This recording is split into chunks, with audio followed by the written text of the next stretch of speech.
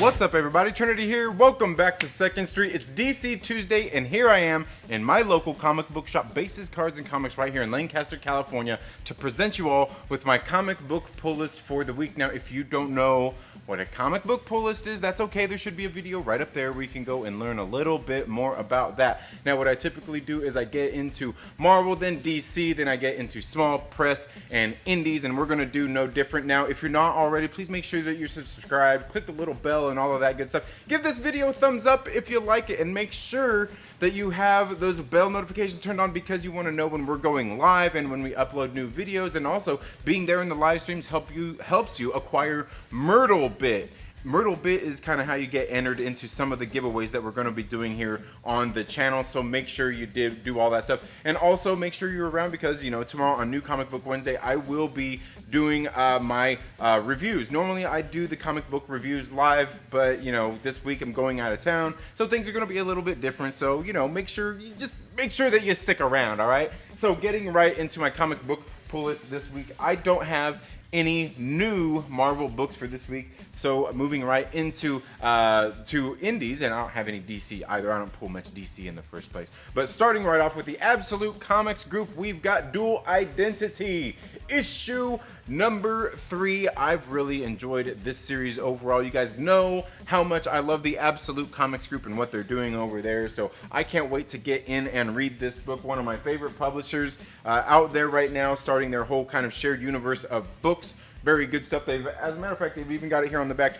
Resilient is a new book that's getting ready to come out at the end of this month as well, that was written by George McHale, that I actually interviewed here on the channel not too long ago. Very good dude, very good book. Love the book that he's coming out with in Resilient. Can't wait to get for that one to come out and you guys to be able to read it. I've already read it. I thought it was great. I did a review of it too. So moving on into AfterShock Comics, we've got Maniac of New York issue number 5. Guys, this one is concluding here. Elliot Callan finishing up here with Andrea Muddy on the art. The Andrea Muddy has a certain kind of art. You either like his art or you don't. I think it's pretty good. It works for the books that he does. Again, this one, Elliot Callan writing this one. It's kind of like a Jason in New York thing, right? Like, yeah, kind of like that. But I think it's pretty cool. It's been a pretty good read so far. Can't wait to get that one done and reviewed. Now, that's all I have for AfterShock books this week. But moving on into Antarctic Press, we've got Horror Comics issue number 4 right here. You know what? I still got to get caught up on this. I thought I was going to get caught up by getting issues number 1 and 2. I think I missed issue number 1 of this series. And they came out with Horror Comics Black and White. So I went ahead and got that. I thought it was the same thing, but it's like a totally different book. The Horror Comics Black and White, totally different from this one, which I thought was a little weird, but hey, it's all good. I've got both series and they should be coming out. I don't know. I won't confess to know much more about it. Now, moving on into AWA Upshot this week, we have got Marjorie Finnegan, Temporal Criminal, issue number 2 of 8.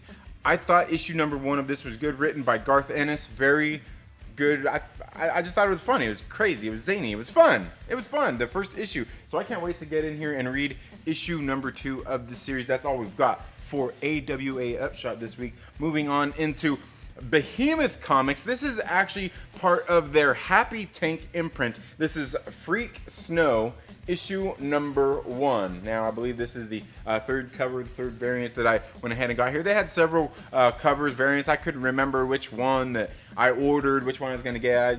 I'm not too picky, but I don't remember picking the original one. So obviously I picked the third one. They had several different covers and stuff. So again, I haven't read this one either. Behemoth Comics, I mean, the feel of it looks pretty good. It seems like it's a pretty thick book. I guess we'll get in and read this one and see how it is.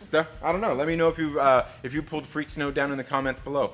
Now, moving on into Image Comics, we've got one I've really been enjoying. This is Carmen, issue number, what is this, number 4, right? Number 4 of 6. Gilliam March doing a great job writing this book and doing the art in this book. I've really enjoyed this one overall, and I expect no less out of this issue number 4, especially as we're going to kind of, looks like we're going to get a little bit more background on a couple of our characters here, the main characters that we've been dealing with here throughout this series. Again, Gilliam March is doing some great stuff.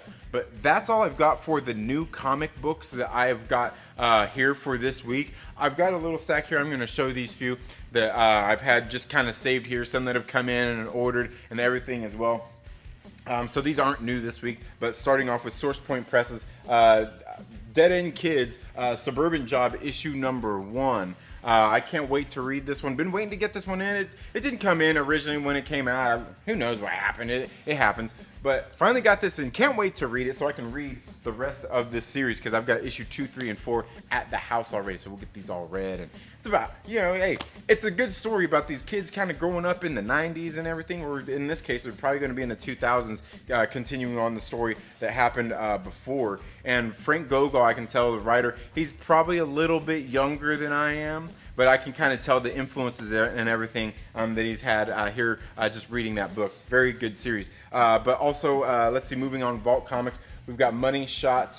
This is issue number 11. This came out, I believe, last week. I went ahead and had there's just a lot of covers last week. I went ahead and got this original cover, the regular cover for the A cover for that. And you know what? I don't even have the A cover for the original Money Shot. Issue number 1. All I've got is the homage cover to, I think, Fantastic Four. I think it was the one they homaged on, but yeah.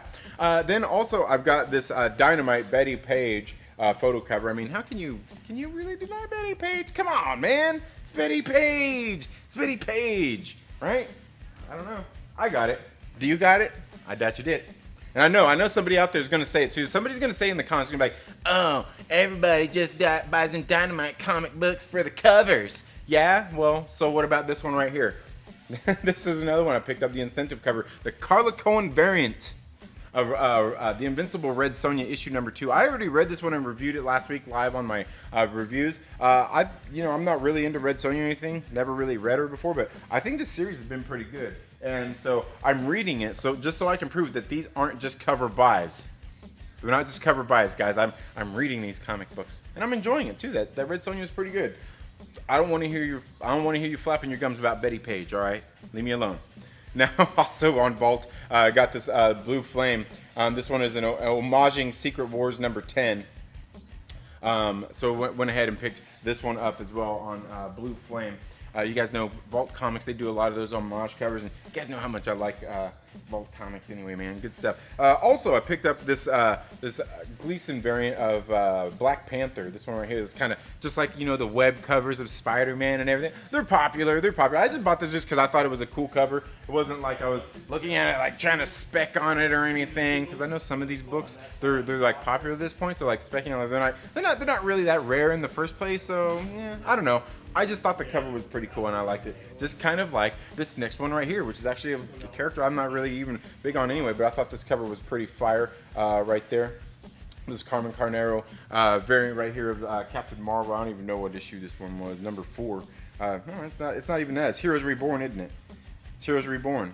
It's just got that sick cover on there. But the other thing that this thing actually has in it as well, aside from just that nice cover, is it's got this great art in it by James Stokoe. This James Stokoe art in here is absolutely fire. Like, how can you deny that James Stokoe art? He's been doing the book Orphan and the 10 Beasts, Orphan and the 5 Beasts, I believe, over on Dark Horse Comics. Very great book. The detail that's in his artwork is just like, so yeah, that's why I picked up. That's why I didn't feel so bad about picking up that Heroes Reborn. Like, at least I can read the book and enjoy the art inside of it too, right?